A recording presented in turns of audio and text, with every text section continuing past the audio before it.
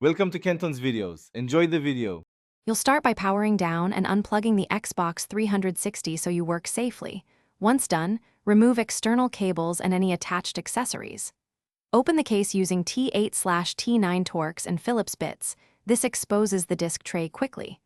You're looking for obvious obstruction, hair, dust, or a misaligned bezel. Use compressed air to blow loose debris and a soft cloth to gently wipe the tray edge. Make sure you don't push anything deeper into the mechanism.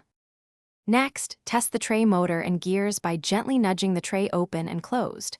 Listen for grinding, which indicates worn teeth or debris. If gears are misaligned, carefully reposition the plastic gear train and check the belt tension. Once smooth, operate the mechanism slowly to confirm. Then clean the laser lens with 90% plus isopropyl alcohol on a cotton swab, light circular wipes, because a dirty lens often fails to read discs. Make sure parts dry fully before reassembly. Reassemble the console in reverse order, hand-tightening screws to avoid stripping threads.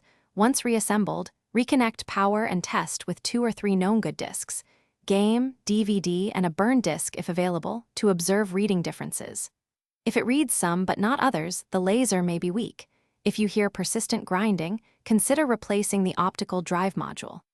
One key troubleshooting tip: try a factory reset after backing up saves, because firmware issues can mimic hardware failure and are easier to fix.